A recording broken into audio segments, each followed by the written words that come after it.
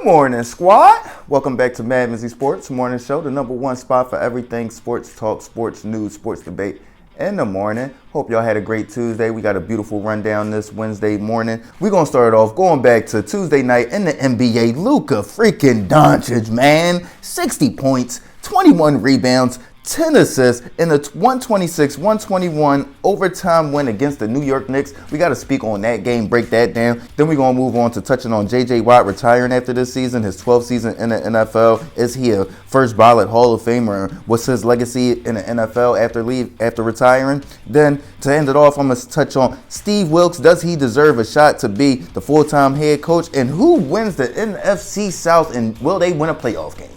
Let's get right into it, gang.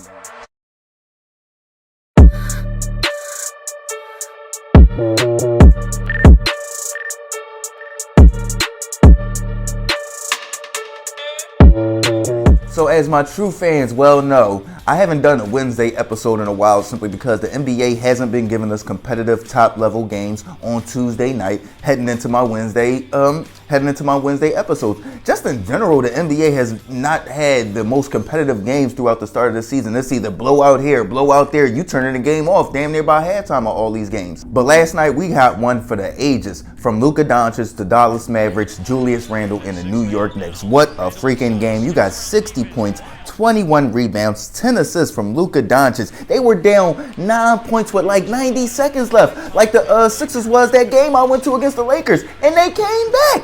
I'm watching this joint like this is not about to happen. Everything literally had to go right. You feel what I'm saying? People missing free throws. Then he went up to the free throw line and got the I'm going to force a three-point play by missing the last free throw, grab the rebound, and make the shot. I'm like, bruh, he did that to send it into OT.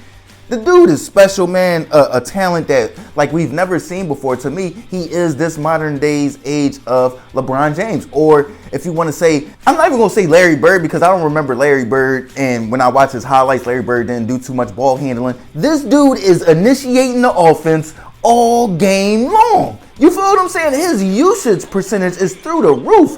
You feel what I'm saying? So to me, he reminds me of a young LeBron James, the way they're using him, the way the offense goes through him, the defense goes through him, how everything around this team is really dependent on the success of that one player, and he usually comes through and carries them. Yeah, I'm just looking at that game. Then he took over in overtime. I think he only had like 53 heading into the overtime period, then scored 8 points in the overtime period. Well, scored 7 points in the overtime period to get to 60. Just an utter dominant performance from Luka Doncic. Man, to me, like I said, he's the LeBron James of our generation. And the Dallas Mavericks, I'm not going to say they have to go out there and get a legitimate number 2 star, but they do have to go out there and get a legitimate number 2 star. I don't want to say that Christian Wood's not a legitimate number 2 star, but to me, he's a step down from what Jalen Brunson brought to the team last year. So, yeah, I mean, they got to go out there and find at least another ball handler to put in that starting lineup. You get what I'm saying? Take Luka off the ball a little bit, put him in a post where he can just get some easy shots himself and not make easy shots for everybody else. You get what I'm saying? So,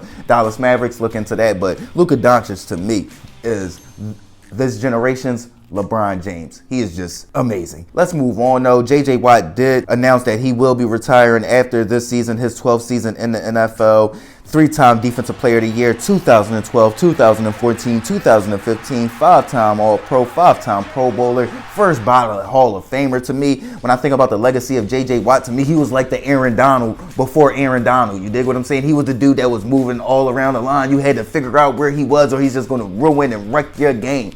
You get what I'm saying? I just love the intensity that J.J. Watt played with. I would have liked to have seen him play on some more successful teams rather than the Houston Texans for the majority of his career, then moving on to playing with the Arizona Cardinals his last 2 seasons. But yeah, man, J.J. Watt, just a beast of a player, beast of a human being. He got the Walter Payton Man of the Year award. I think that might have been 2014, 2015. So J.J. Watt was just a stellar human being, a stellar football player, just an all-around stellar person. You get what I'm saying? So tip my cap to J.J. Watt. Should be a first ballot Hall of Famer. Go enjoy the rest of your career. Sit back and watch the 2 brothers play in Pittsburgh, Derek and T.J. Watt, because T.J. Watt is taking after you. You feel what I'm saying? T.J. Watt is following right down your footsteps. So looking at the 3-time Defensive Player of the Year, I don't even know a defensive player that has 2. You feel what I'm saying? So to see J.J. Watt with 3 of them things, he's definitely a first ballot Hall of Famer and changed the NFL game for the betterment.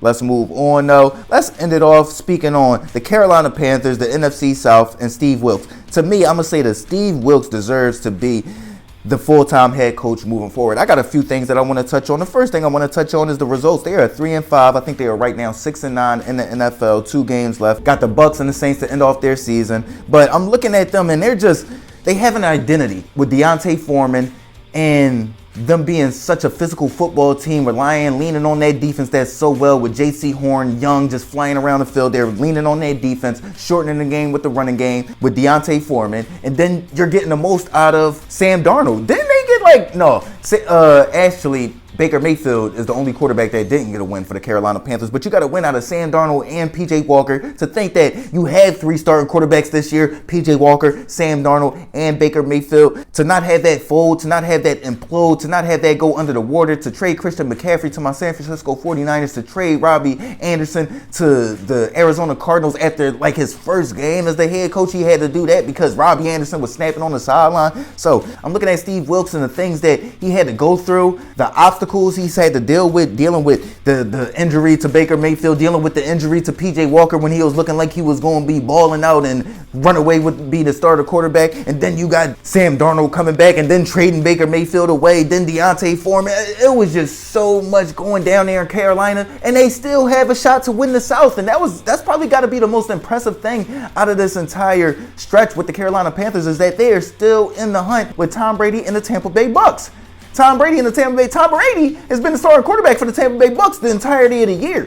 You get what I'm saying? They've had Mike Evans out there the entirety of the year. Chris Godwin he's been there the majority of the year. So when you look at them being still in the hunt in comparison to the other teams in that division, the Atlanta Falcons just completely imploded as soon as Marcus Mariota got hurt. And then once they were like, well, we just going to get Desmond Ridder ready to see if he got some, they're just imploding. And then you think about the New Orleans Saints and the Red Rocket and Andy Dalton, they're not going anywhere. So to me, I'm just super impressed by the way that Steve Wilkes has been able to keep the Carolina Panthers on track and even in the playoff hunt, and they'll probably make the playoffs. I'm gonna say that they will beat the Tampa Bay Bucks this Sunday. I think they will make the playoffs. I think they will be the team that wins the NFC South this year. So if they do that, then Steve Wilkes definitely has to come back as the head coach next year. Get him a quarterback in there.